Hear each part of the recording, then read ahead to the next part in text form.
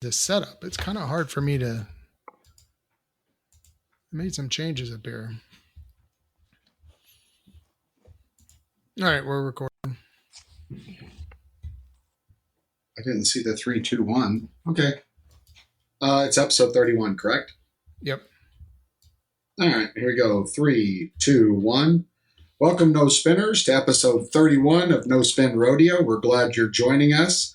It's hard to believe that we're 31 episodes in, and the Wrangler National Finals Rodeo is now on everybody's minds. I want to welcome the real stars of the show. We've got Greg Teagarden managing all of the technical side, and the First Lady of Pro Rodeo Journalism, Kendra Santos. Good morning, team. How are you on this wonderful pre-Halloween? In case you haven't noticed it, they started putting the Halloween decorations in all the stores about a month and a half ago. So if you haven't got your Bone Man, you better go get him and get him taped up on your door. How are you guys? Welcome. Well, that's exactly what I did yesterday. I did all my Halloween decorations. Went and got a Bone Man. Yep. Hung some purple lights and made it a little scary around the house. So, well, my daughter-in-law just talked my wife into going to TJ Maxx to get Halloween decor, and now there's random ass leaves everywhere where she's hanging. It just looks like a briar patch all over where we've got leaves and orange and green. And also, we also learned we're up here in Utah for the fall colors, because if you live in Texas, and I think I've said this before, it goes from green to dead, and you don't realize that there is actually orange leaves. And so my wife and I go and look at the colors in TJ Maxx are real. And if you live south of Oklahoma, it's green or dead. So there is the decor conversation that we're handing off to you, Kendra. Well, we're rural enough that we don't have trick-or-treaters here, so I did not go all out with decor for Halloween, but did just have a beautiful wedding in my front yard. You did? Did you get the tree limb out of the way? Everything was cool? Did not. The tree limb, which weighs a literal ton, is still down there. My son Taylor and Jordan Tierney just got married, but they were planning to get married where my other son Lane and his wife Jane got married down in our pasture under this hundreds of years old oak tree. But a couple days before the wedding, a huge part of it came crashing down, which thank God it did not happen on wedding day, but we made a pivot and just came up to my front yard and did it on the lawn, and it's all good. Well, congratulations. Great vines in the background, and everybody survived, and it was really fun. Really fun having a lot of people here from South Dakota and Nebraska. I think, everybody thinks of Oat as being an Okie, but really he's a South Dakota boy. And it was really fun bringing together a lot of Cowboys and Midwest people and Texans and Okies and Taylor's dear buddy, Stetson Vest, NFR tie-down roper. He was the officiant. Is that how you say that? He married them, and he was amazing. And it was really personal and really cool. And when Taylor made his first NFR in 2019, he jumped in with Stetson and Shanae, and they had a brand new baby girl, Stetley. And so to be trying to make your first finals and in the living quarters with a tiny, tiny baby, it was really cool. They became really, really close, and it was a lot of fun. Very, very personal. And Taylor about got me when I walked down to take my seat, and he had the end seat. He had my dad's cowboy hat and my dad's jacket on the seat, and it's like, but it was super cool. And his best man was my other son Lane, and it was just a really personal, cool, happy time. So that's my big news. Congratulations to you and your family. That's fantastic. Thank you. That is fantastic. Thanks. Well, there's a lot going on in the rodeo world. We will kick it over to our expert in rodeo lineage and all things rodeo, Kendra Santos. She's probably been working on this for 12 hours. I put in a good solid 15 minutes. So let her roll, Kendra. Well, the big three since we last met up were Puyallup, Pendleton, and Mandan.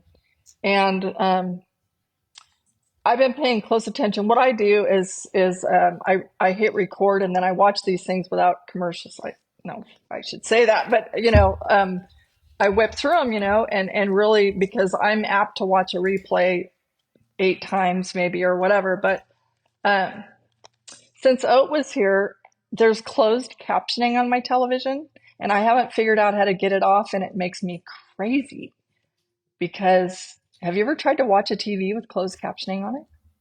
Well, no, I go ahead and hit the button and turn it off. Now, I will say with all the different streaming platforms now available, which I don't know if you use streaming platforms or not, but there's a lot of I don't. different ways to get rid of closed captioning.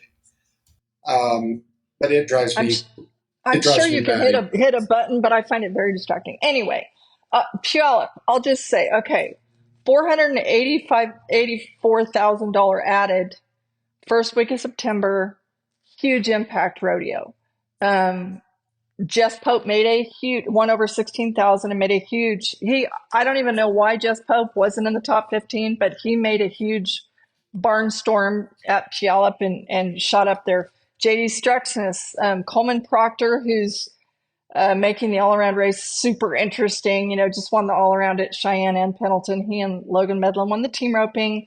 Ryder Wright won the bronc riding. Shad Mayfield still killing it, won the calf roping. Ashley Castleberry, the barrel race. Trevor, is it Reese or Rice? We need to know this name because he's been winning a ton in the bull riding. Hmm. I'm not sure. Well, Anyway, I've heard it. I'm not going to take announcers what I've heard to be the fact on that. Maybe we should okay. look into it. Okay. Well, anyway, so Pendleton, I watched really, really carefully. 405,000 added. Another huge impact rodeo, just the 11th through the 14th of September. So a few of the highlights. Weston Timberman is absolutely killing it right now, right? He just won Mandan also. Um, but he clinched his first NFR. I think he actually clinched it at Pendleton. I thought a cool side note was that his uncle Kelly won the 100th anniversary in 2010 at Pendleton, and now the nephew Weston Timberman, who is a rookie, he's hot, hot, hot. Ty Harris and local Preston Peterson split the calf roving at Pendleton, and I really enjoyed there's some beauties of being as we age that things that maybe not everybody knows or see things. But I thought it was cool. Like last year, it was the most touching, heartwarming story to see the Sorry boys go 1-2 in steer roping, at their local hometowner, right? And this year, so Preston and Michael Peterson, couple brothers from nearby Hermiston, Oregon, they both made the short run in the tie down, and it was uh, there's such a twist here that I don't know how many people are old enough to know this, but lucky me, I am. So 4 of our cowboy friends died in a small plane crash on Mount Rainier in the summer of 1990, July, a 4th of July run. Um, Mike Curran, Dave P. Smith, David Bowen, and Randy Dearlam. Well, Mike Curran, he and his brother Tony went to Cal Poly with me. He left behind a young wife, Judy. So guess what? Preston Peterson's mom is one and the same, Judy, who used to be Judy Curran and is now Judy Peterson. And she's Michael and Preston's mom. Michael, obviously named after her first late husband, Mike Curran. Um, anyway, their dad is Curtis Peterson, who's a dear friend to the Curran family. But I just thought watching, which now, of course, I'll always watch as a rodeo mom, but watching, and I thought, our point of view today is about emotions and to imagine what Judy Curran Peterson has been through in her lifetime. And I know how great she is about cheering for everybody else's kids and being happy for the rest of us when our kids win. To see her have a day like that, that was really extra special. The breakaway, Cody Fuller and Kelsey Domer split Pendleton. It was the fourth year breakaway was there. There were there was a lot of talk this year about the breakaway roping on the grass. And a lot of the Cowboys were saying to me that they think the breakaway might be the most treacherous because there's nothing when you pull back, like there's nothing to hold you up. And so I had an interesting conversation with Coleman Proctor, who again won the all around there. I think he won fourth in the team roping and second in steer roping there. But he said the number one thing at Pendleton in the timed events on the grass is do not pull on your horse. Like let them handle it. Let them handle their footing. But there were a lot of major slips in the breakaway. But I thought that was kind of interesting. Like at least in the calf roping, there's some sort of a balance point, right, on the other end of the rope. But that is a fair point in the breakaway. Anyway. Well, and by the way, real quick, for those that are listening and don't know why, it's because they play a rodeo on grass. It's solid grass in Pendleton, which is what makes it unique. And when you're done with Pendleton, let me slip in because I'll tell you the things about Pendleton that I thought was interesting. But back to Pendleton. Okay. But it's on grass, everybody. They're rodeoing on grass. Yes, it's the high school's football field, literally. So anyway, okay, Aussie, Jake Finley, winning Pendleton, the bronc riding, on Sankey and Phenom Genetics, the black tie, 91 points in the short round to clinch it. That was so cool. And seeing our friend Janie Finlay, she was there. And one of the coolest pictures I saw was the two of them hugging. They're expecting a baby girl here pretty soon. And over the top cool about that particular story, I thought was Lefty Holman. He sent some of his grandpa Witch's ashes along for the ride with himself, Lefty, and with Dawson Hay, who's married to Lefty's cousin Lily, and with Jake. And how does that work? So Lefty sprinkled some of his grandpa's ashes. His dad, his grandpa who used to travel with Chris Ledoux, he they call John Holman. They called him Witch. Pendleton was his favorite rodeo. So like those three guys took Witch for one last ride at his favorite rodeo, and Lefty sprinkled some ashes on those horses' butts and in their saddles. And then when they went out, whether or not people really knew what it was, here's some of Witch's ashes flying, and knowing what a character Witch was. I just thought that was so cool. And when my kids were going to the high school rodeos, that whole family was there, and Witch was always there, and he would always show up and he would pass around mason jars full of moonshine to the parents. And so I thought, you know what? Cheers to Witch with his moonshine, because I thought that was extra cool. Well, I saw them sprinkling stuff. And I'm like, and of course I didn't take the time to read it, and I'm like, what is going on? Is that something new? Is that a new fad? So I'm glad to know that it was Witch that got sprinkled. It was so cool. He would love that. I bet he would. Okay, the bulldogging. So last year, this is rodeo. We're talking about emotions again today. Last year, Jesse Brown, former college quarterback, got knocked out and got a terrible concussion at Pendleton. Well, this year he won it. And so that was really super cool. I mean, he could have taken a major head trip with him there, but he rose to the occasion. And this year was an opposite of last year in a good way. World leaders Dustin Egusquiza and Levi Lord got the bucket list win at Pendleton. They are now in the driver's seat, though that's a close race, as are most of them. The winningest barrel racer of all time, as far as money goes, Lisa Lockhart. She mastered the Green Mile on her horse Cutter. And Trevor, again, Reist or Reist. I'm guessing Reist, but I don't know for sure. Won the bull riding at Pendleton. I think it's Reist. Reist. Okay. I think. And he's now ninth in the world. There's some new names. Another new name. Trenton Johnson won the steer roping. I don't yet know him, but he's from Kansas, and he's third in the world and headed to his first NFSR in November. So very cool for that. Okay, the trifecta, the third link of our big three here since we last got together. Let me talk about Pendleton. Okay. Let me give my research on Pendleton. Should they give the bullfighters increased pay for having to protect all of the people that think it's a good idea to sit in the grass behind a PVC fence in the bull ride? So this is the kind of stuff I bring to the table. This is hot news.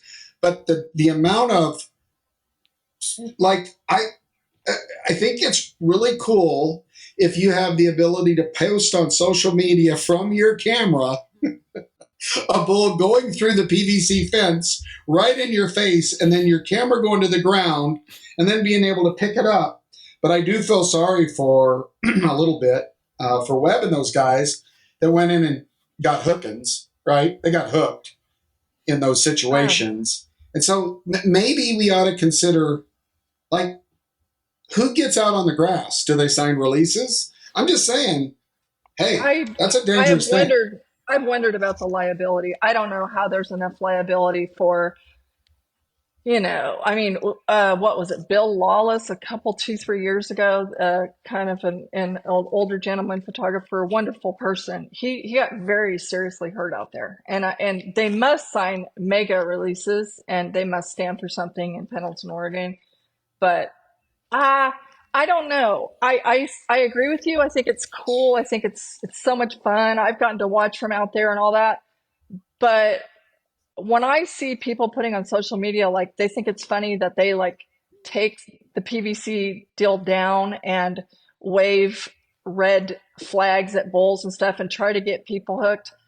I don't know. All right, so do you go out there? Or do you sit out there in the grass? I have been out there, but I have I don't know, self-preservation instincts, and I'm not too prideful. Like, if one's headed my way, did everybody not see the media girl get mucked out a couple years ago, completely shit-assed, and that I would not want to embarrass my kids for having to have them stop the rodeo because their mom's KO'd out on the grass. But to me, I have a respect of it. And yes, I have been out there, and what a rush, how cool. But I think it's going too far when I see people, like, take the PVC down and think it's funny and push people over it and all that kind of stuff. Because when those bulls come over there, that's no BS. Well, preservation tactics, does that mean you strategically set next to someone mildly overweight? Oh, bulldoggers. Yeah. Bulldoggers. Because they're probably not going to get out of the way and get hooked. And you're going to... No, because bulldoggers have physically, literally picked me up and started running with me. That's because who they are, and they're big enough to do that. Because if I get there, there's no bulldogger going to pick me up and run with me. So I'm going to find the fat guy. I'm going to find the most overweight person and hope that I can offer him a free red T-shirt. Yeah. Okay. Onward. Okay. So the North Dakota Rough Rider Cup just paid out $506,879 yesterday, Sunday, September 22nd. Interesting that legendary PBR stock contractor Chad Berger put that on, which you and I both have been around Chad Berger quite a lot in our PBR days, but also he bought, remember Dan and Linda Russell? They bought a place in Shakota. Well, so now every once in a blue moon, I'll run into Chad Berger at the local coffee shop in Shakota because he bought their place. And so in the wintertime is around, gets out of the cold country, I guess. But anyway, I'll zip through the list of winners because it has a lot to do with riding rodeo's emotional roller coaster point of view. Western Timberman strikes again. What else can I say? By the way, for over 18 grand. That's a big deal. Tyler Wagasback, that's the headline news for me. He won 14-5. He won the bulldogging. Reigning champs of the... Let's talk about Wags. real quick before we jump on, because I did. But he's coming up. He's coming up in point of view. Are you sure you don't want to wait? Well, yeah, I better keep my 15 minutes worth of research on that. Okay, go ahead. Okay, so reigning champs of the world, T. Wade and Wesley Thorpe won over 15 grand in the team roping. Statler Wright won just short of 18 grand in the bronc riding. The calf roping, Dylan Hancock from San Angelo won that, almost 15,000. Tiana Schuster, 12,700 for winning the barrel race. The barrel race was wildly fast, and it was so tight. It was a tiny margin between people who won some money. The bull riding was TJ Gray, who won almost 18 grand. Breakaway three-way tie. World leader Josie Connor, Bailey Bates, who was 16th before that event, and Danny Lohman. They won 6,800 a piece. Wasn't it a three-way tie in the breakaway? Yes, those three: yeah. Josie Connor, Bailey Bates, and D'Lo. About 6,800 a piece. Okay, so my smoking gun question here is why the rough stock events paid so much more if it was the same number of entries, and you have the answer, and I want to know what it is. Well, because the entry fees on a limited event are set up through the rule book, and the entry fees in rough stock can be significantly more than they are in timed event. And they were significantly more entry fees in the rough stock. So the added money was the same. You add the additional limits, right, of contestants with more entry fees, you get a higher payout. So there was nothing nefarious there. Okay. That's straight up. Now, one might ask, go ahead. Okay, so I'm glad to hear that it was equal added money. That's great. And obviously this is a case where each event decides on their entry fees. Okay. And okay, I'm cool with that. The first thing that comes to mind on that is how would it be fair for how it might impact the all-around race if say a Wasey Shala or a Stetson Wright can win 18 grand in his event, but Wagasback or one of these other timed eventers can win 14 or 15. Say if they're all in the all-around race, then I'm like, they both get to count the rodeo. How many professional bareback riders are there in the PRCA? If you had to take a guess, a fraction of the others. 80, and that's it. By the way, the bareback riders that have a card are literally, really, the only guys that can ride bareback horses that I've seen. I don't mean stay on, but ride.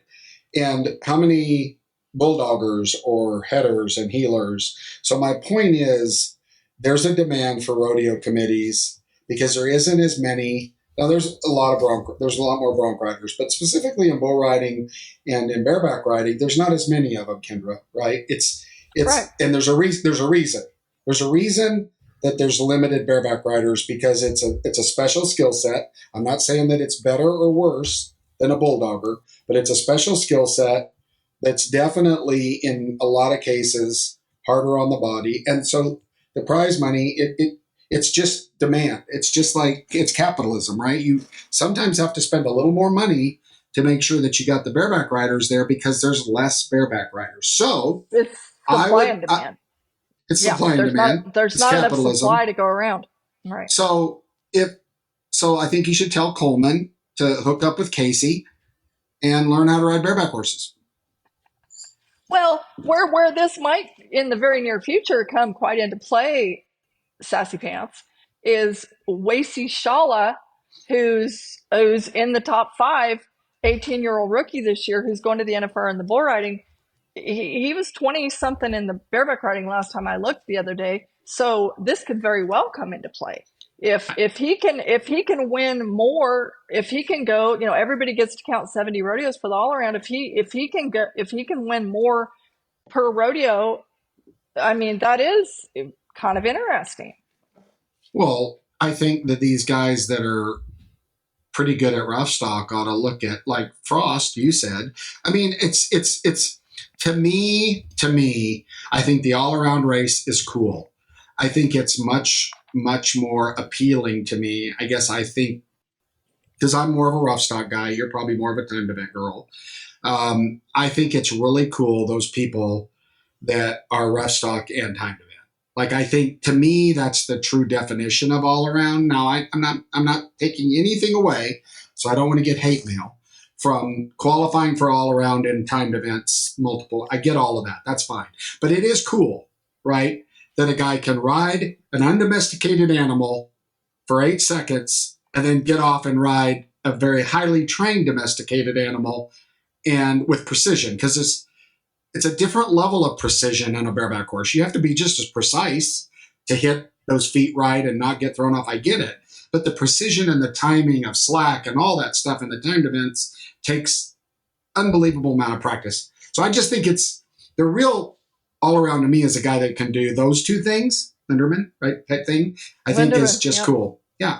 Yeah. Mm-hmm. And I feel that's, as we all know, there were so many more of those kinds of guys back in the day. And now it's become predominantly single event specialists, in every event, really.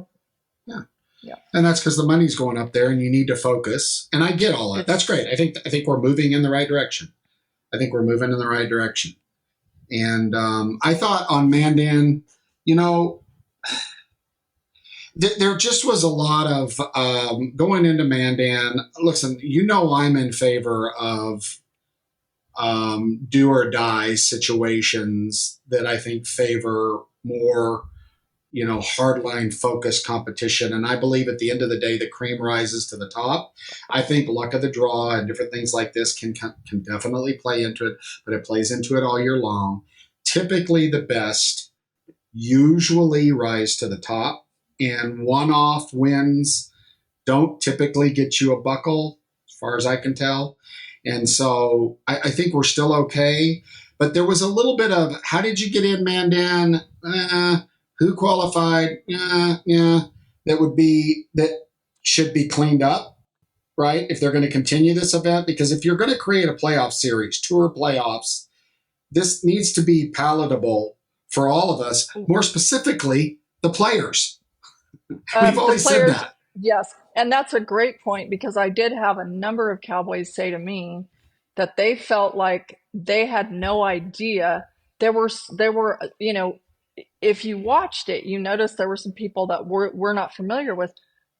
A lot of Cowboys from both ends of the arena said to me, we had no idea at the time that rodeos, like I think they said Aberdeen and different things, if you won that, you automatically got a bye. And they're like, we did not know that, or we would have gone, right? And so I don't know. I can't speak for sure of how that happened or how they didn't know, but they so many people said, I had no idea at the time.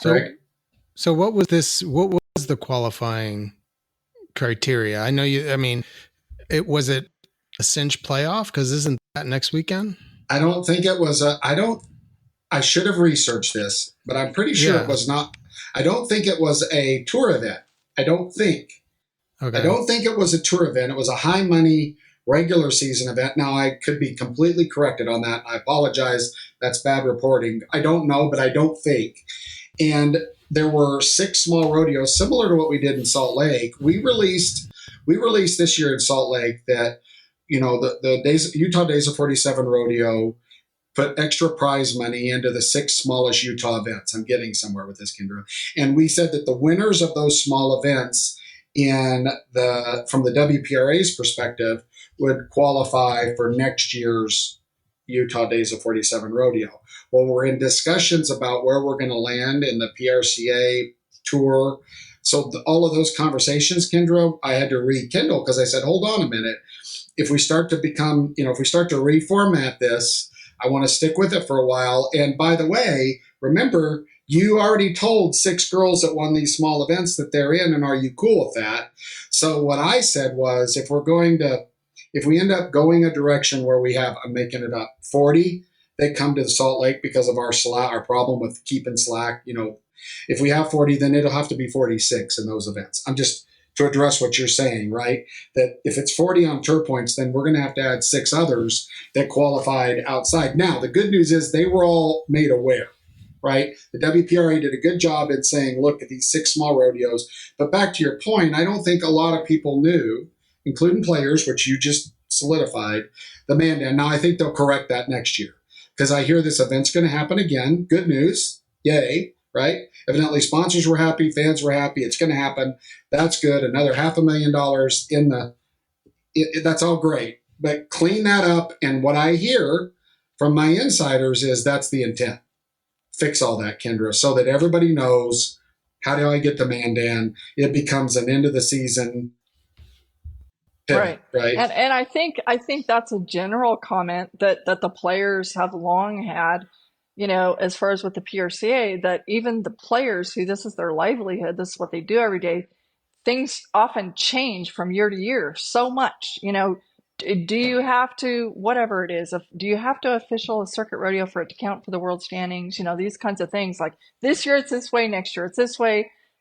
And it's confusing even to the players who are the ultimate experts. And so if we don't have continuity or consistency, somehow, some way, getting this out and getting it out with enough time to where you can adjust your game plan if that needs to happen. Maybe Aberdeen isn't on most of these guys' playlist, and maybe it would be. I don't know.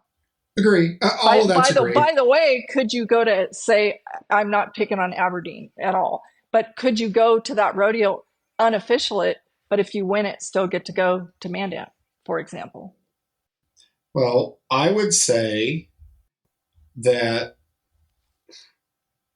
here's the deal. If all of that was documented somewhere, I'm assuming it was, then it becomes the individual responsibility of the athletes to find it. It should be easier for them to find, but I'm assuming, this is an assumption, that all this was documented. Because if you look at all of these big money rodeos that have popped up in the last 10 years, my problem all along has been, you got to maintain credibility, right? You can't, we've had this conversation. You can't change the rules once you start playing the game. When you start qualifying people, I don't even care if the rule's bad, right? Right. It was we should not have done it this way. But once someone competed with that set of rules, I maintain you can't change them. You should tell the players, bad rule. That was a really bad policy or rule or whatever it was. And we'll fix it the next time we start a new game or a new season in our case, right? So that it's fair. Because if you enter and play in a qualifier, and this was the criteria, and then they changed the criteria, all credibility's lost. Right, but as Bobby Moat pointed out in our last episode, these privately held, for example, the WCRA, they can pivot and change from one event to the next. They can completely overhaul the rule because they can. The PRCA, it might take 2 years if it's not expedited to change a rule. We all know that. So my question to you, is that fair? Is that fair? Now, if you're changing rules event by event and it only affects that event, right? If it just affects that event, but it seems to me that I'm asking you, is it fair to change the way you qualify? Let's pretend like it's the American, and you start qualifying one way, and you find out through a rise up of the grassroots that the way the qualifications, I'm pretending, the way the qualifications are, and we really need to fix this. Is it fair to the people that played on the first set of rules and mid-season to change them, even if it's a good idea? Is that fair? No, it's not fair. No. Okay, we're on the same page. Well, that's where, there's the PRCA, sometimes they are slow at a turtle's pace, but on the other hand, it took a very long time of evolution to come up with this rule book. And so I think on the flip side of that, people would say, well, it should take a lot to overhaul the rule book. It shouldn't be a knee-jerk reaction. So there's 2 sides to every story. Go ahead, Greg.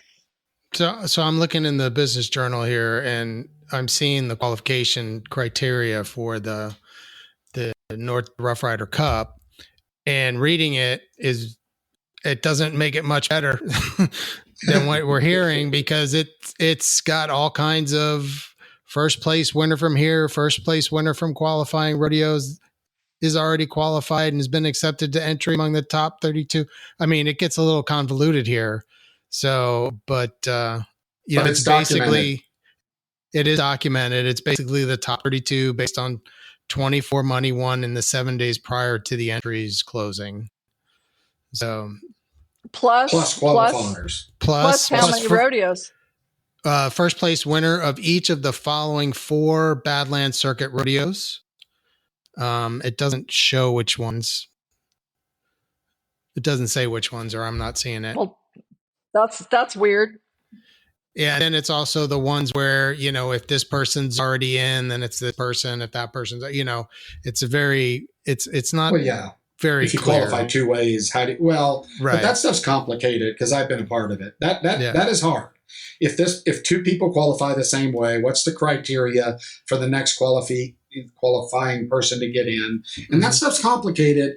It sounds simple when you're sitting in your living room watching Cowboy Channel, but it's not. Oh, here's the qualifying rodeos. Dickinson, Mandam, the July version, Aberdeen, and Rapid City. Well, Kendra, I'm always been for an opportunity, and I think the WCRA is an example of this, an opportunity for someone that doesn't dedicate their entire life and credit card to rodeoing, if they're able to win enough to get into the big game they get to. I like that. I think that breeds new blood, and I don't think that's bad. I think it has to be documented and sorted out. And here's the thing that I think we need to take into consideration. The PRCA, the WCRA is better at this, and the PBR is good at this, but the PRCA manages contestants and rules. We've said that all along. They're not a marketing group, right? That's not their forte. And a lot of these things that we're talking about are the lack of marketing these events and getting the information out, marketing it both to fans and to the players. And a little effort, right? Which we've said all along, Kendra, communication. We work really hard here in No Spin to get people on to just clarify this. Because sometimes when it gets out, people are like, well, there was nothing bad about that. Well, yeah, but they don't do a good job. The PRCA doesn't, and they probably would admit this in marketing, right? Or in quote unquote communication. But to me, that's marketing the event.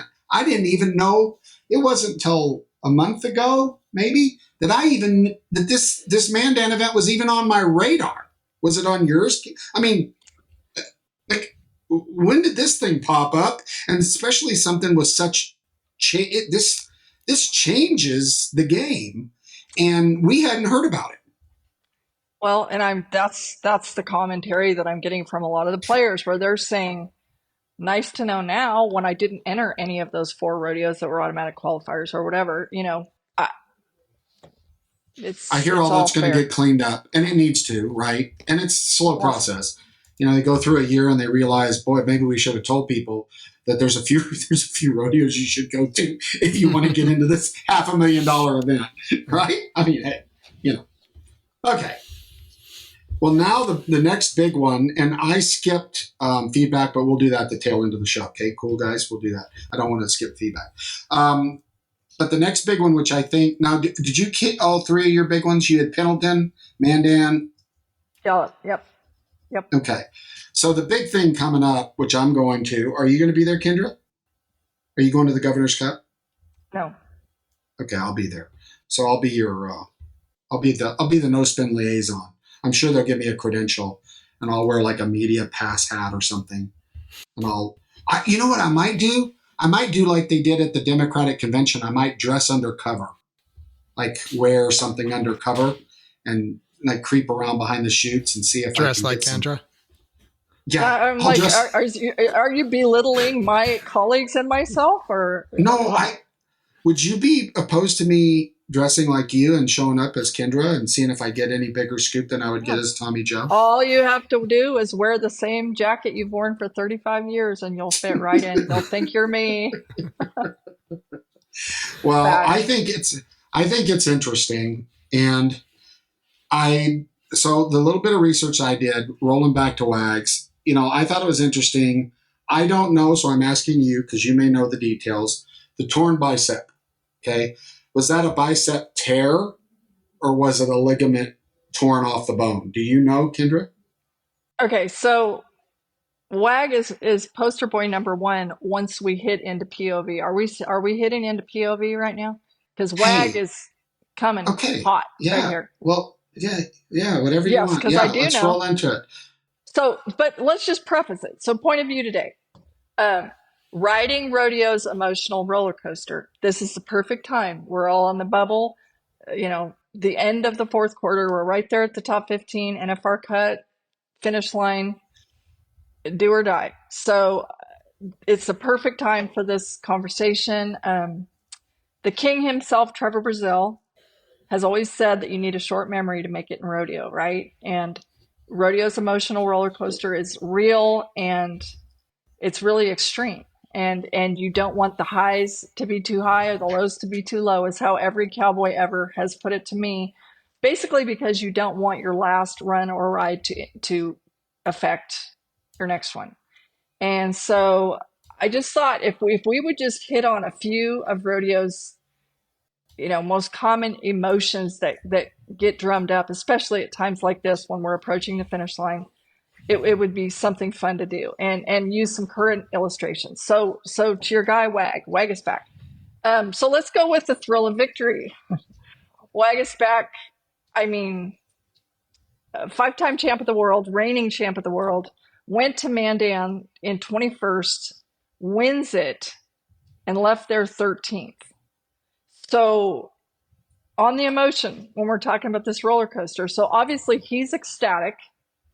But imagine if you're, say, Tanner Bruner, Scott Gunsner, Justin Schaefer, who's trying to make his first NFR, and you just got leapfrogged at one rodeo right at the finish line, and you're now 16th.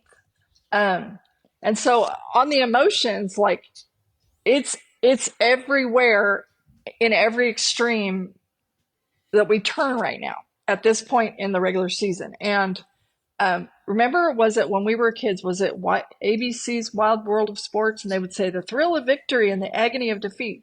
Well, the agony of defeat, like these other guys, WAG, let's talk about him. Okay, so at Sisters, Oregon, which is, I believe, is it in June?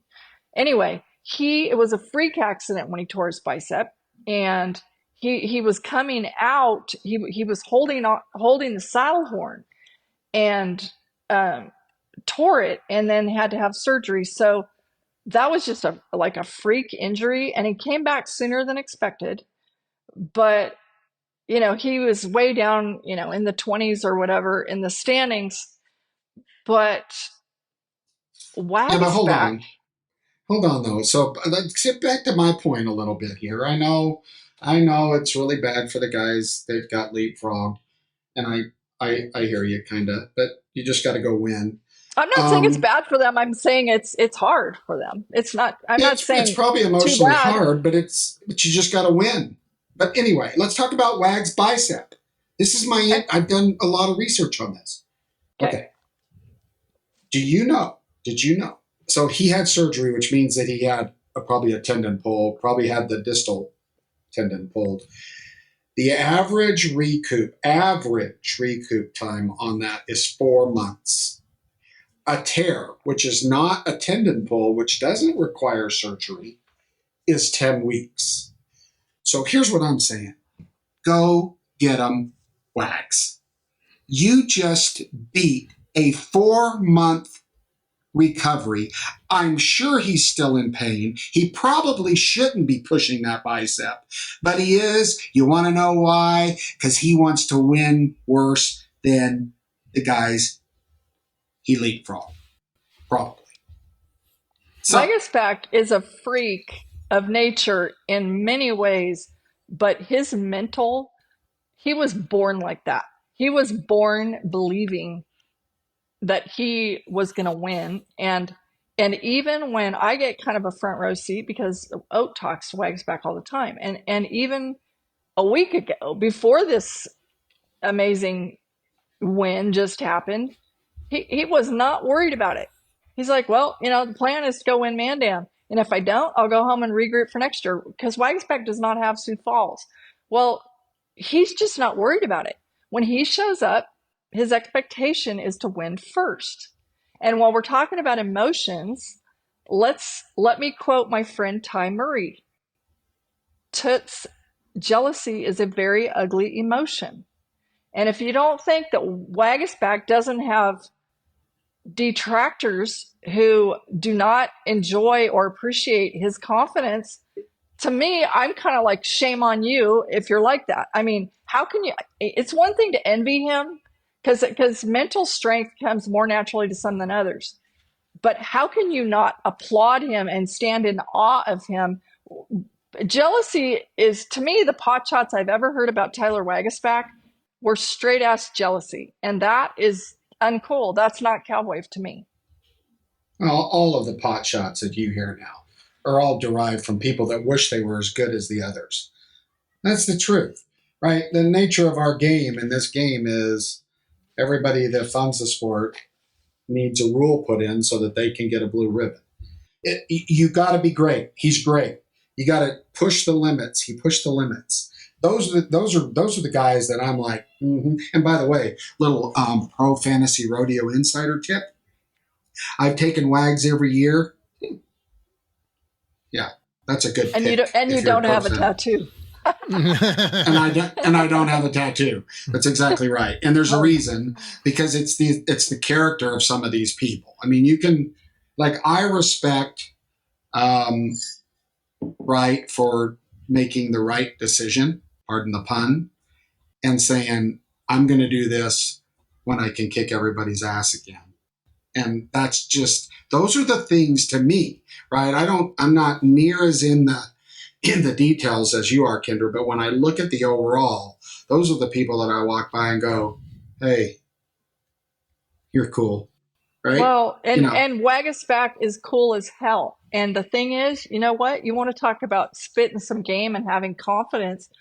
Really cool side note is that Cash Rob, who just graduated out of Oates Junior Steer Wrestling World Championship stuff, remember Cash Rob last year, the Rookie of the Year at the finish line, like right on the backstretch, blows out his knee, and it was devastating. Well, they show up to Mandan, Cash's 15th in the world, and it's like, oh no, not again.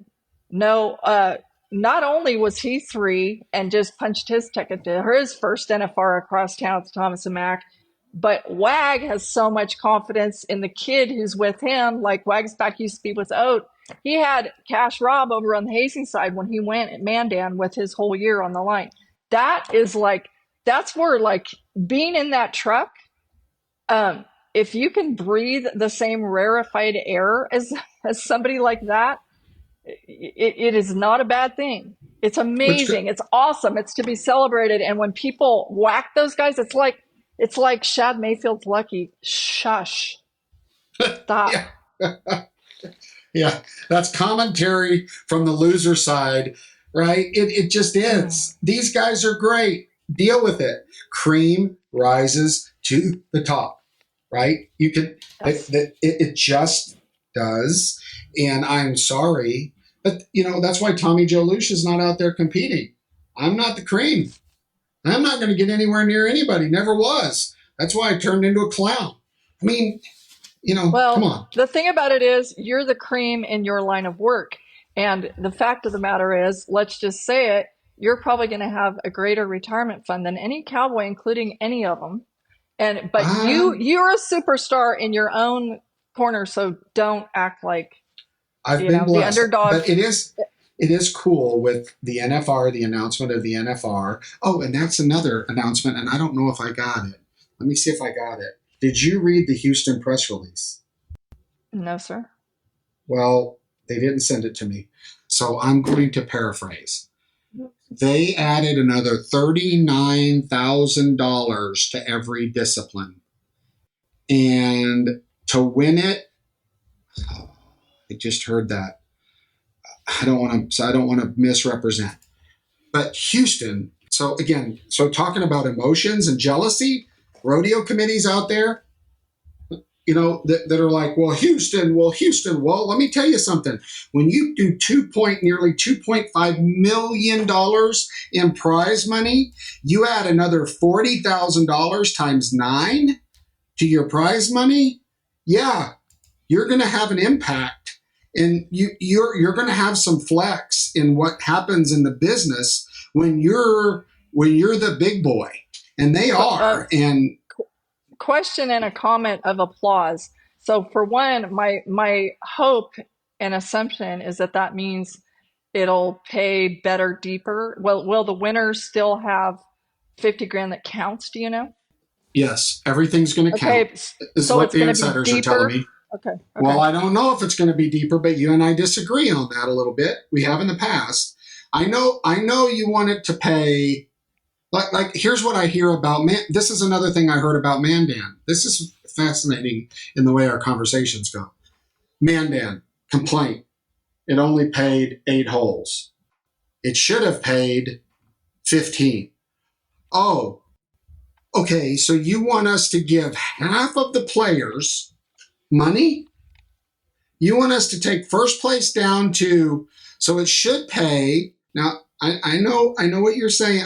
I'll let you. I didn't hear that. Talk about this. Well, I heard that part of the some insiders told me part of the problem is it paid 8 holes, and so it was top loaded. And you know me, I'm not opposed to top loaded because I think the cream rises. Okay, but I'll let you do your thing. And if Houston is top loading this, I don't have a problem with it. What say you, Kendra? Well, I'm saying on Houston, if the winner's still going to get 50,000 that counts, if there's a lot more added money, that means more guys are going to get paid more money. So whether it's in the go rounds or the average, there's no downside to this. That's a great thing. So it's not like they're not top loading it and making like, okay, now the winner gets to count 75. If the winner still gets to count 50, but then it's higher as we go. And by the way, okay, let's go to Mandan. Of course, it's going to pay more holes being a one-header, but look, splitting second in the bareback riding, for example, was $12,000, and 6, 7, 8 split, almost $2,500. That's a decent rodeo all year long. So I don't know how anybody could bitch about that, and I don't agree. It doesn't look top loaded. Is that what you said, Mandan? Well, you and I have had discussions about top loading, and here's what I'm saying, or here's all is my point. It should mean something to win. It shouldn't be, if you win Houston, it shouldn't be $10,000, in my opinion, $10,000 difference between who wins Houston and who got 4th place. There's a significant difference in winning Houston than placing 4th, and you should be able to show that in money and points and your path to the NFR. What do you think? You disagree? You think we need to spread it out where it doesn't really mean so much to win it, but as long as you're in the top 10, it's cool? Well, there are other non-PRC events, and some of them it'll drop from 100,000 down to 25,000 or something like that, and it's like, well, that seems unfortunate to me. I think let's get back to the track of the emotions, because I have one last category, and then we'll move on. I'm going to talk about emotions too. I never think we disagree as much as you want to pick a fight with me, Big Shooter. I do. All the time. It's really fun. It's fun. It's fun to rile up your braids. Go on. Go for your emotion. Injuries fall under handling disappointment, which is a big emotion in rodeo. Creek Young broke his femur at Puyallup. Okay, he's 10th in the world right now. Imagine being him. I noticed that contender Josh Frost was not at Mandan. And so I checked in with him this morning, and guess what? I had no idea he's hurt.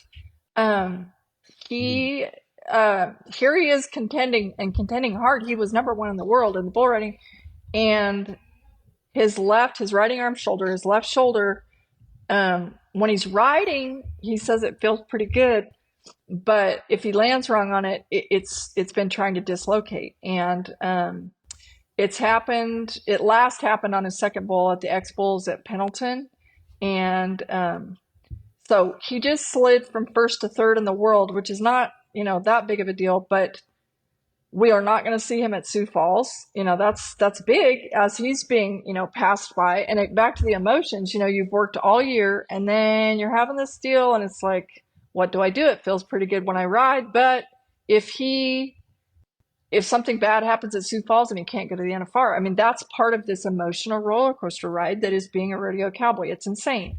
Josh Frost is going to be one of those guys who schedules surgery for immediately after the NFR. Torn rotator cuff, torn labrum. He will be out the first 6 months of next season. And that is super sad, because he's just been, killing it. And the one little bright spot I will say is that he and Erica just had a baby girl, maybe Joan, and silver lining, which the Frosts are great at finding silver linings, is that he can be home with Erica and MJ. But that's pretty tough, and so he's going to be compromised going into that 10-day war zone in Las Vegas. But there's injuries, mental to go with that. Injuries. Whenever I make my smart ass comments about winners and losers, I have to say that I want to make sure injury should be separated from that, because I really, it's no different than any other sport, right? These injuries, well, they're horrible for not only the player but the fan base, etc. That's why the other sports where there's guaranteed monies, you hear it all the time. Oh, is he going to get his guaranteed money? There's no guaranteed money in our sport. It'll be fantastic when there is, right? Where there's guaranteed money to play. But I wanted to touch on the emotional. So you're talking about this emotional roller coaster to the Wrangler National Finals Rodeo, correct? Because that's what everybody's going for. All of rodeo is, yeah. Let's talk about contract personnel. Okay.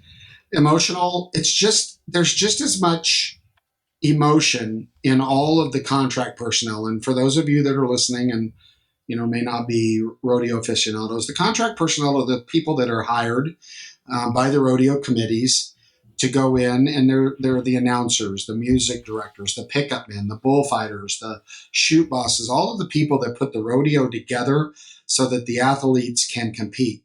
And at the NFR, I want to remind all of our listeners, at the NFR, there are certain positions that are voted on, that the membership votes on for contract personnel, but it's only a handful.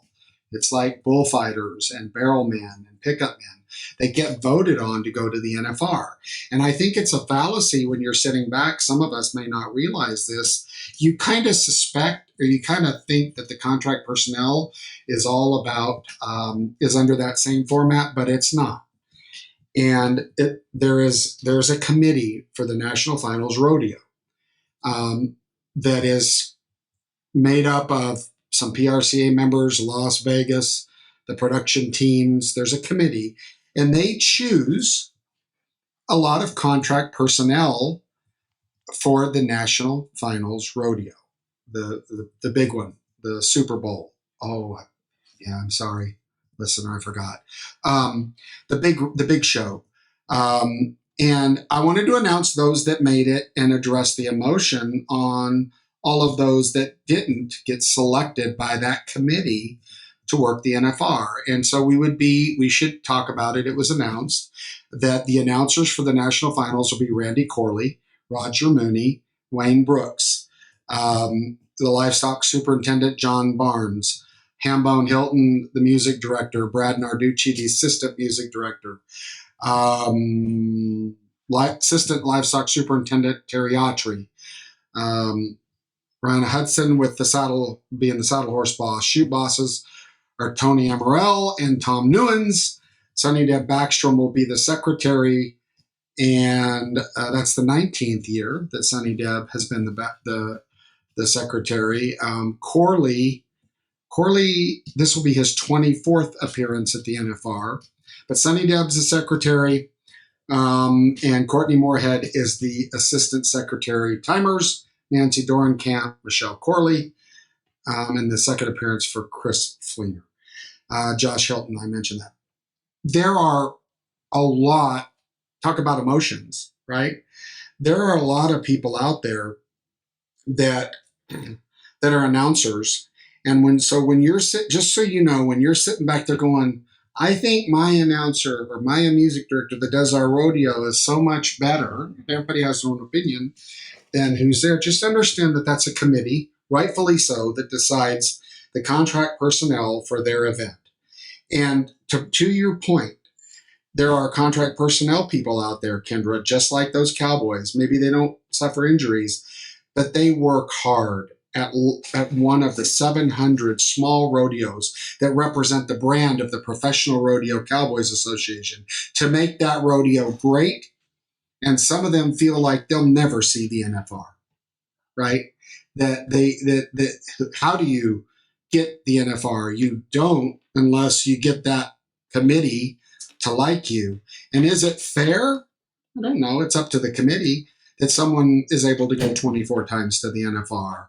And there are questions out there that is any one of those on the list the very best? And should the very best be at the NFR? That's up to you to talk about and decide at the water cooler. I'm not going to get into it, but just know that there is a committee that decides. Now, the barrelman gets voted on, the bullfighters get barrel. That's all fair. That's cool, right? And it's still politics. Politics are in all of this.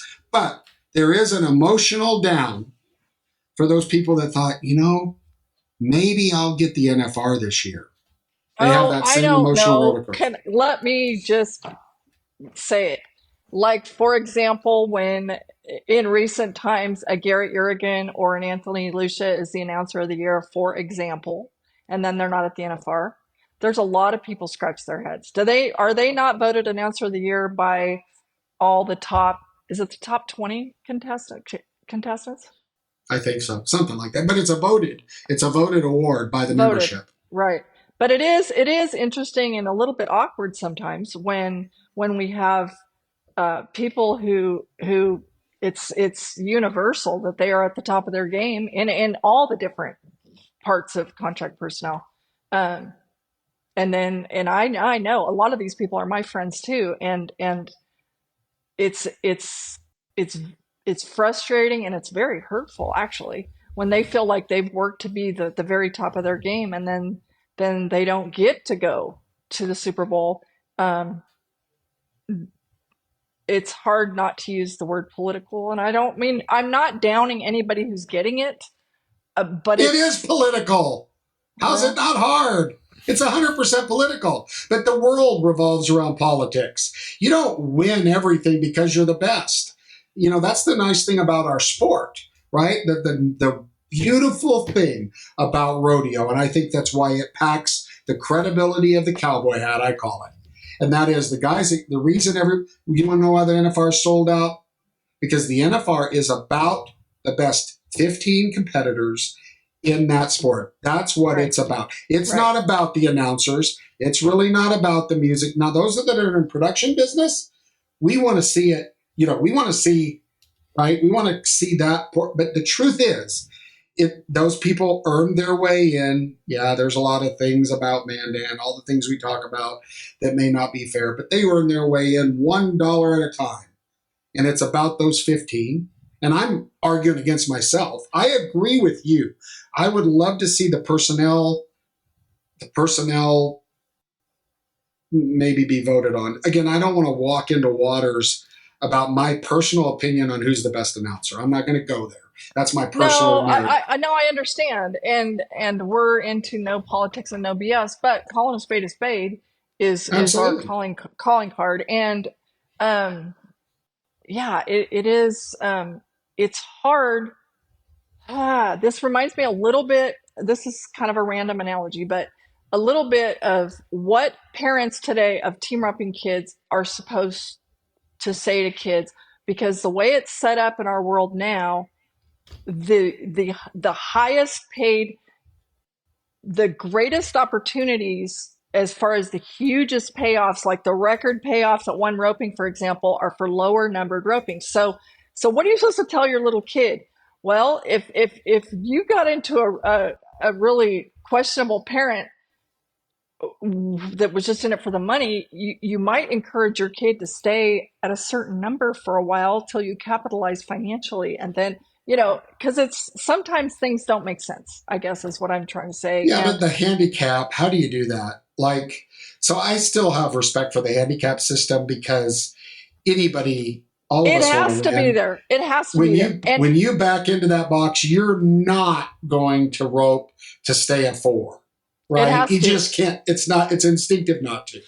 The handicap works. And something somewhat related to this conversation and related to our last episode about instant replay, I just had a wonderful catch-up visit with Reg Camarillo, the cousin of Leo and Gerald. But he, after going to 11 NFRs, the Cowboys voted him, back when that was a thing, 7 years in a row, to flag the team roping at the NFR. And I had people like T. Woolman, Hall of Famers, say it was the greatest thing in the world because we all respected Reg, and he was one of us, and he knew, and he saw it all in slow motion. And I mean, all these conversations sort of overlap, but back to contract personnel, that's a whole nother can of worms that we already just stepped into last episode, I suppose. But if the Cowboys voted, I mean, there was a time in our history, we also talk about how everything changes all the time and evolves. But there was a time in NFR history where the bareback riders picked the bareback judges, the team ropers picked the team roping judges, the bulldoggers picked the bulldogging. I mean, that's pretty interesting.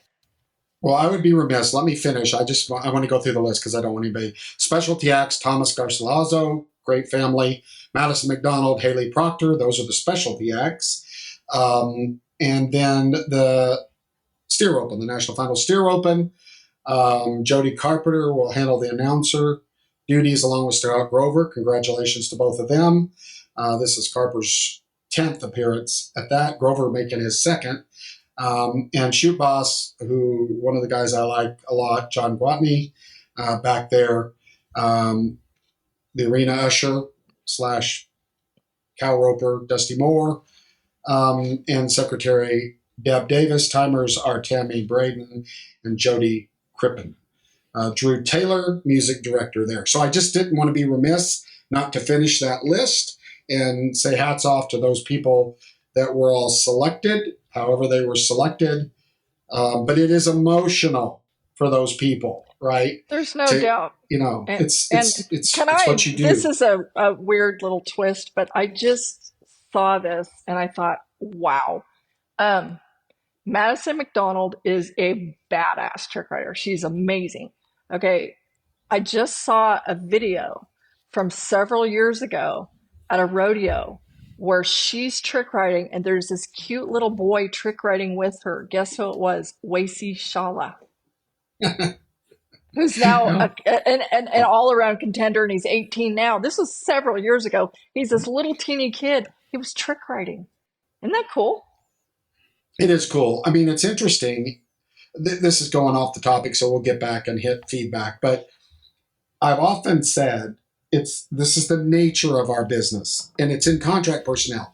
So I remember talking to the lead NBC producer when we first did our first PBR, and he was like, do all of these bull riders have to root on the other bull rider?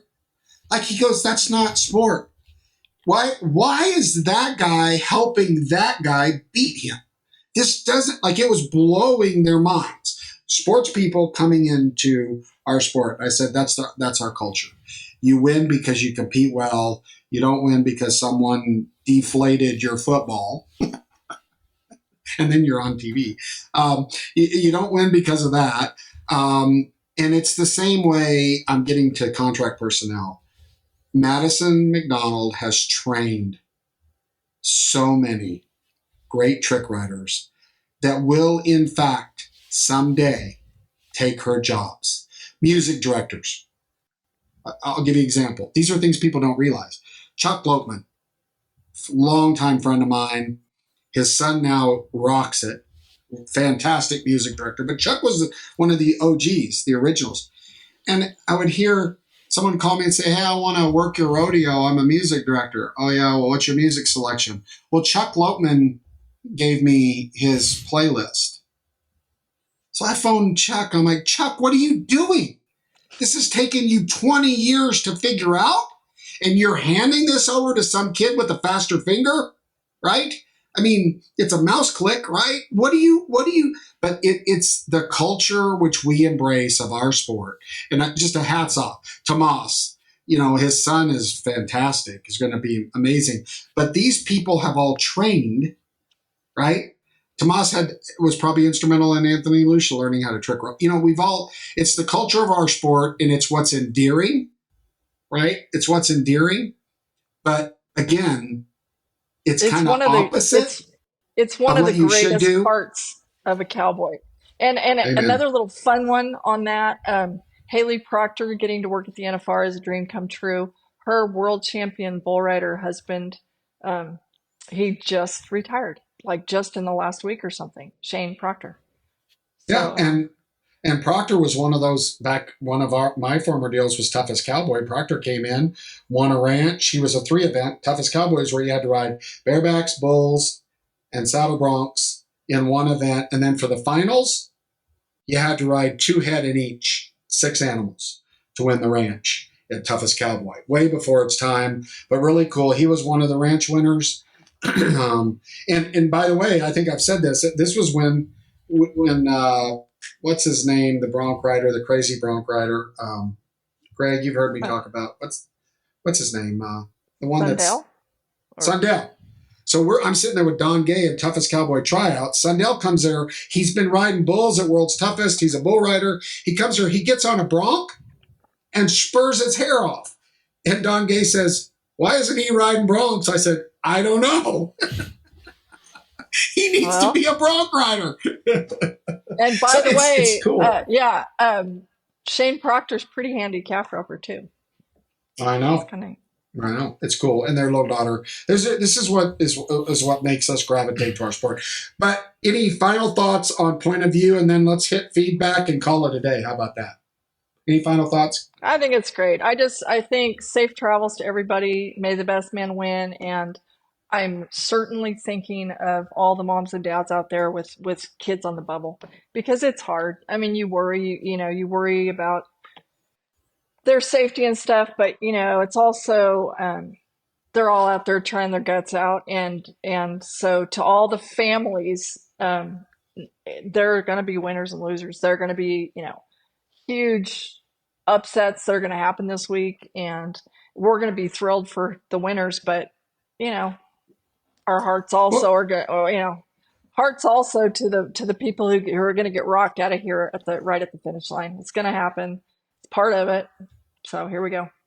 There's 2 things about that, and then we'll get Greg's final take, but that I think that is important. And you mentioned it earlier.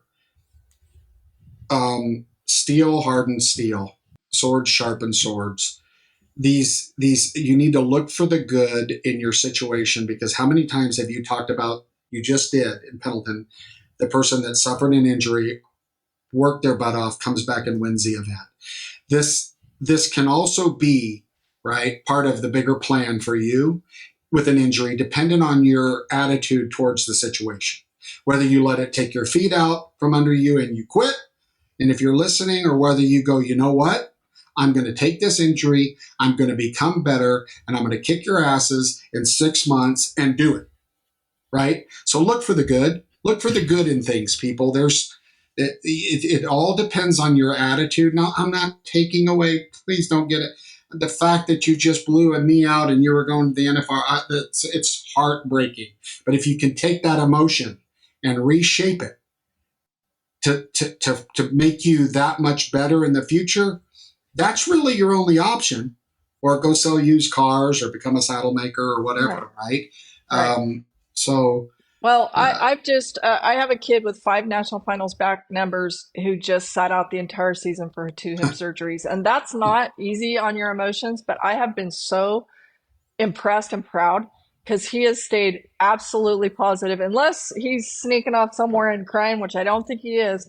He is so positive.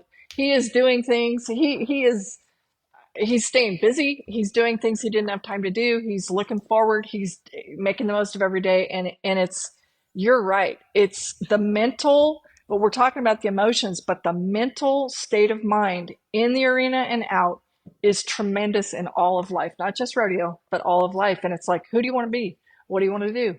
What are you going to get done? We all have things hit us in the face. What are you going to do about it?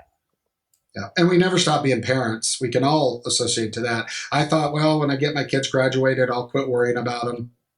All of us that are parents out there, we still get mad when we think our kids, even if they're 35 or not, something's not right, or we want them to do something.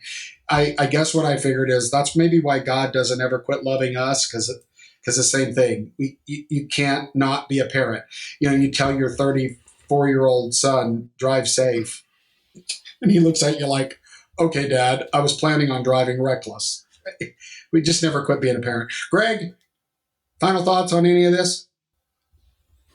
Well, emotionally, I think it comes down to me is when I first started watching rodeo and being involved with rodeo, I was more about the here and now, the ride, the rope, what they were doing at each event. And I've come to realize that it's more of an entire story. Like you have to look at these guys and gals and kind of follow them throughout the whole season to kind of really get the emotion that this sport can give you. And it makes great stories, and there's, ups and downs, agony of defeat, it's pretty amazing.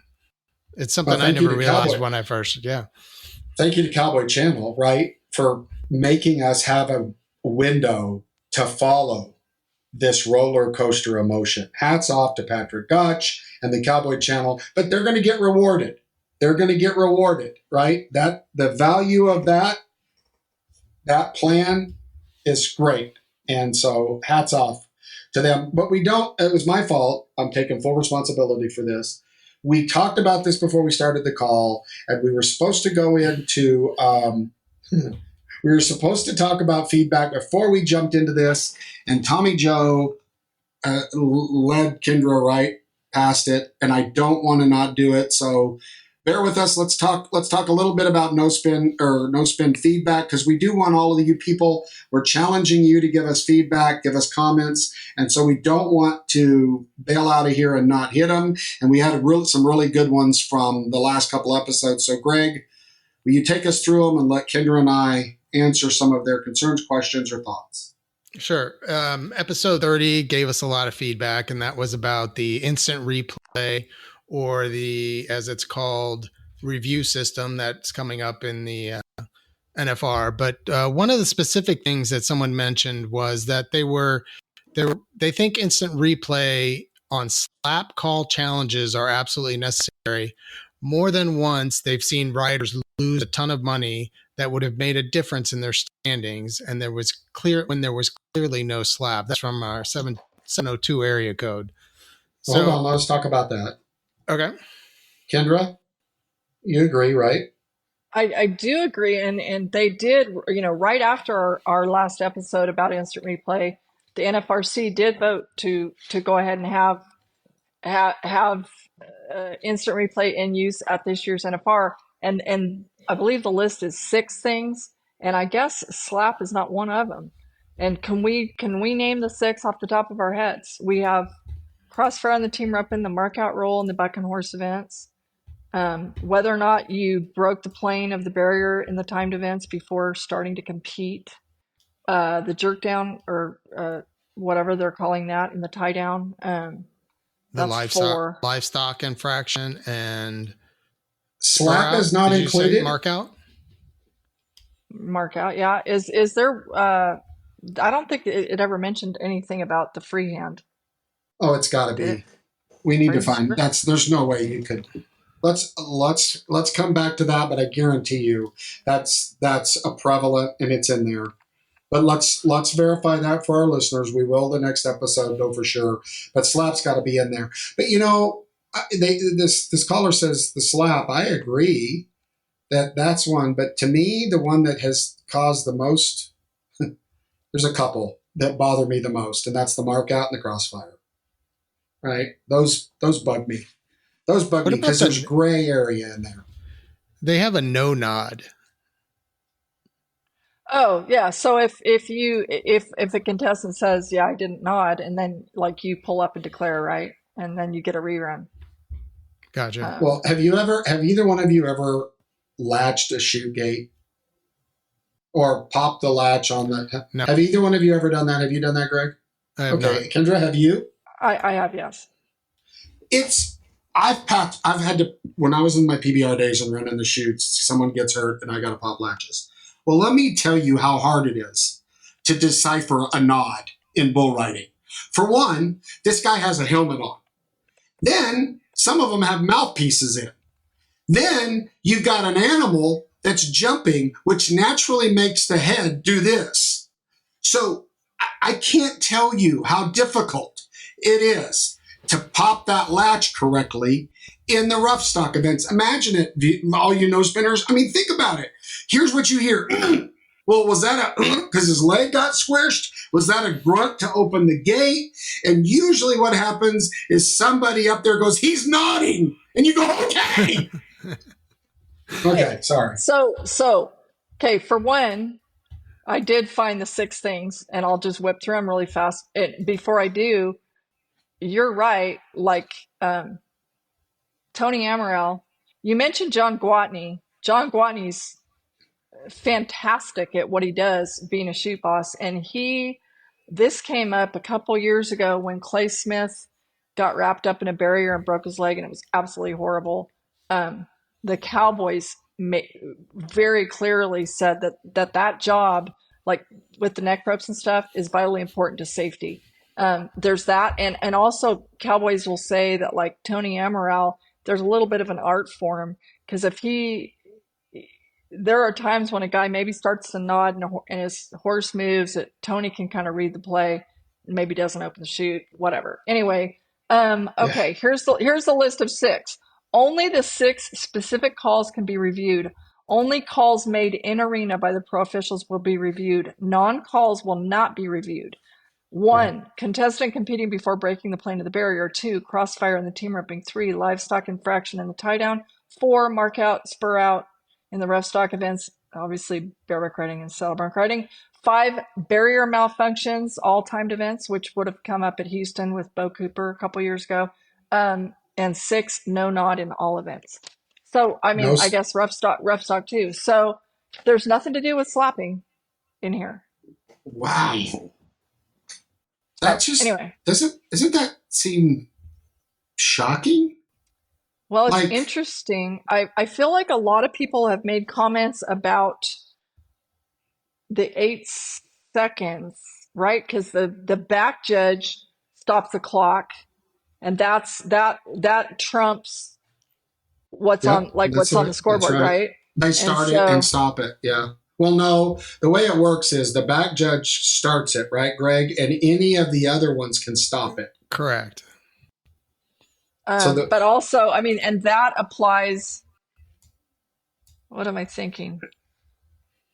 That applies in the timed events too.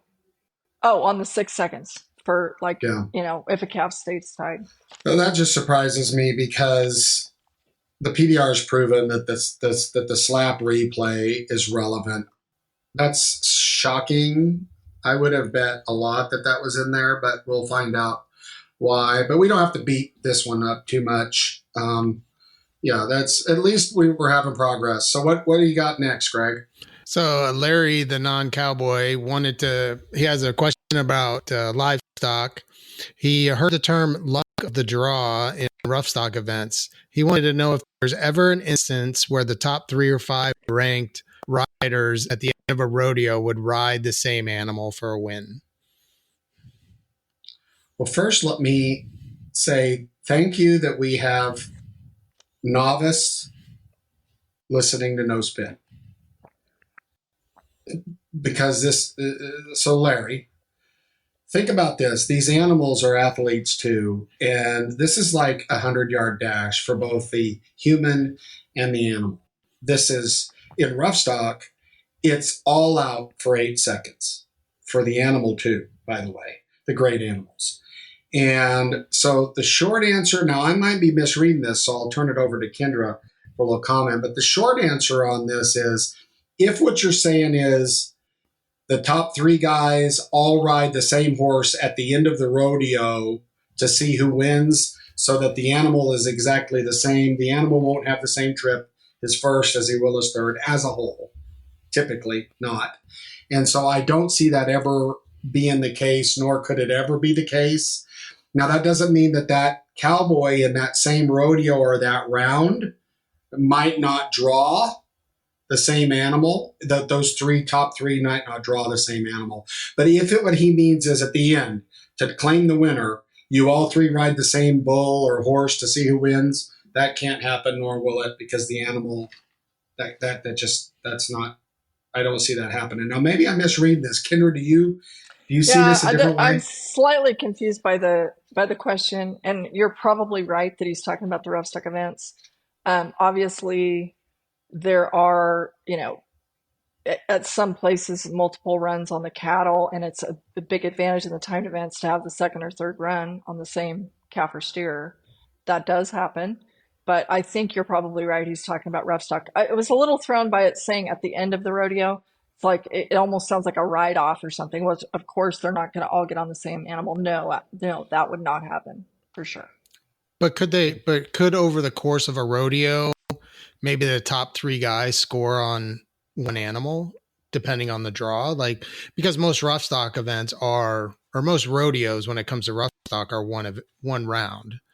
So if you have like a 5-day rodeo, could technically that happen? Most of the time that the black tie is not going to buck multiple times at Mandan, for example. Or well, wherever. And you got to understand that, Pendleton. Which a lot of our listeners may not understand this, but these great bucking horses, some of them have a minimum of 10 trips. They buck 10 times in the year and then go to the NFR. So again, when there's words about abusing animals, no.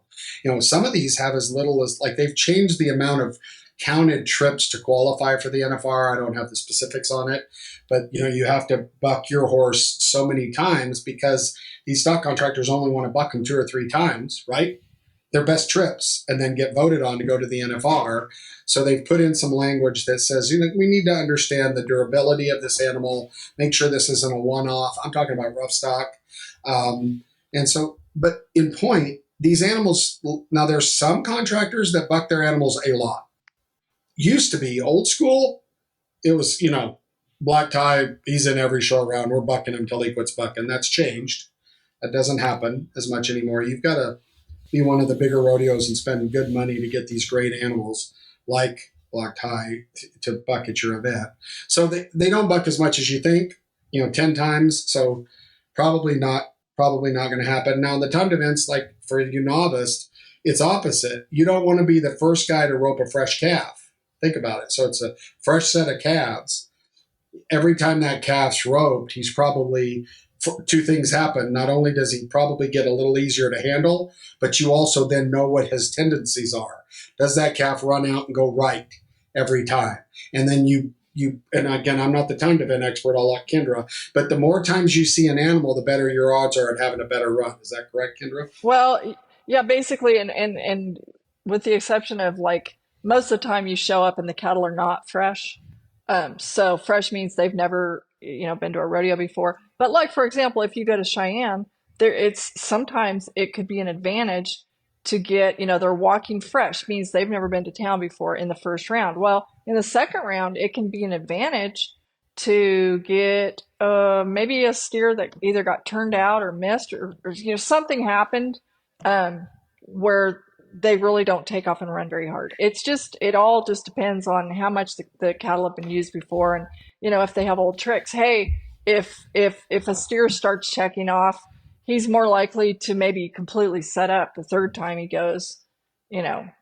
It's just really case by case. It's pretty complicated to explain in a short time here. So cool. What else you got? Anything else cool, Greg? One thing that I thought was kind of cool. We had talked about turnouts being an issue for rodeo committees, and we had one of the largest added money rodeos from a particular state reach out and asked if, she would be definitely interested in talking to us. So I didn't know if we wanted to put it out there to see if there was any other committees or anybody else that would want to kind of, wrangle this turnout problem that we see in rodeo. Well, I've been a part of no less than 200 meetings that have turned into focus sessions on turnouts. And I'm happy to open up the platform to listen to committees and see if there isn't a new idea out there that would help this situation. But I can tell you that everything that has been discussed, there's not an easy solution for turnouts. There's just not. Kendra? I'll say this. If we have a conversation about turnouts, we should have a representative from a committee, from a stock contractor, and from a contestant, because there are at least three sides to this story, and sometimes there's a pretty large disconnect, because I have tracked these down. If I go somewhere like a Cheyenne or a Salinas or something where I'm there for a few days, and I'll be like, why didn't so-and-so, like I was going to talk to so-and-so and then he didn't show up. Well, then the committee is furious, but then the committee, the stock contractor, and then I've called the cowboy. Well, I understood. So this is not a black and white issue, but everybody needs to be at the table for that conversation, I feel like. I agree with that, and maybe we'll look at that as a platform. But I did want to correct some misinformation that No Spin put out. Greg, remember we talked about Caldwell and the bareback riding? Yes. Remember when we talked about the turnouts? And you had mentioned that there was a chartered event or a chartered plane and that the bareback riders from Vegas made it there. That's not correct. There was discussions early on. So what we're talking about is Caldwell, Idaho, short go round bareback riding this summer. Greg had mentioned that there were only, what'd you say? There was only one or two or something. Yeah, I think it was one or two, yeah. And there was mention that the bareback riders that went to the Las Vegas invitational event. So at the same time, there was an event in Las Vegas that was invitational with the Run for a Million, the Yellowstone, Taylor Sheridan. There was mention that they had mentioned to the bareback riders that they would fly them, if they came to that event, that they would fly them to the rodeo that they were in. And that never turned out to be the case. Here's what really happened at Caldwell. The Franzen family, realizing the situation, John Franzen, the young son of the Franzen legacy that runs that company, he got on the phone and he filled that bareback riding with about 4 hours of calls to make sure that Caldwell committee had bareback riders. And there was a couple, there may have been a couple guys that made it from Vegas. I don't know. But the truth is, there was no chartered plane. And I can see how you heard that there was a plane chartered, because there was discussions that, that those guys were going to get flown in. They weren't flown in. The Franzen family, and they went in, they filled that bareback riding, had a good event for the Caldwell committee. Hats off to them. The bareback riders didn't get flown in there, and that's the way. So I wanted to correct that. I would love to ask if you know this, because the first thing that I wonder about that then is, okay, they filled the short round. Did they fill it with the next guys in line based on scores? Yes, they did. Yes. Okay. Mm-hmm. Yeah, they would go right down the line. They rolled up, which was written, I'm sure, into the rules. They rolled it up, but still, here's what will happen if you don't take. Eva Chadwick has done it for me. This is a lot of work in situations like that to get the communication out, right, to those other athletes that are eligible to short go, to find them, to get them there to ride. And, so if the 20th place guy rolled up into the short round and won the short round and placed in the average, that all counts just like normal for world championship points? Yes. Interesting. Correcting some no spin. We don't want to give you, we want to correct it. We didn't know at the time, but that was the case. So hats off to the friends and family. Great livestock, great producers of shows, good for Caldwell. I'm sure they had a great bareback riding. And there was some, there was supposed to be a flight. Why that flight didn't happen, I don't know, but it doesn't really matter. We wanted to make sure that you knew the real story there.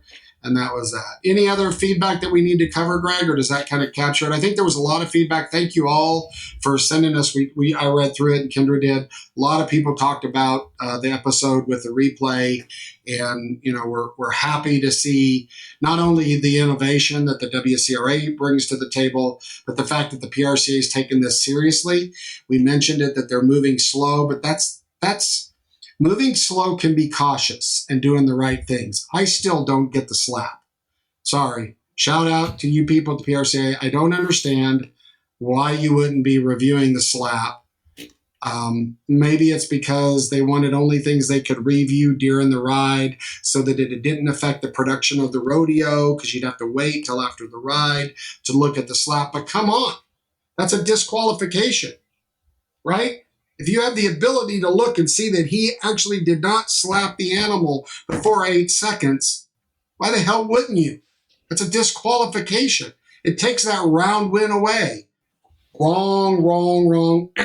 Bad decision. How do you feel about that, Tommy? There you go. All right. Well, Kendra, any last thoughts? Otherwise, we'll wrap up a really long episode. Our episodes go long. I'm sorry, folks. We got a lot to talk about. But this has been episode 31. Kendra, what you got? Anything? I just, as we roll into the last week, I wish everybody the best. And I know, there will be ups, there will be downs. And I hope that people these are times that people will remember 30 years from now in their life, when it was, I had the kid that drove from Salinas to Maine to make it one year at this week. And this week is, but if anybody is in the position to have a shot, you're extraordinary.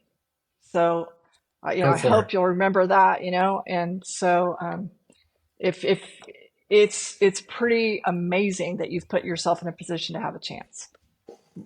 And if you're down, take that energy.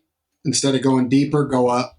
Make it stronger, make you better, make you win. And last thing, and we're off air, if you see someone walking around the Governor's Cup that looks like you might be a crossdresser with a media tag, it's not me. It's not me. All right. Thank you for joining us for an hour and a half of No Spin, episode 31. We'll see you in 2 weeks. God bless all of you. Be safe out there.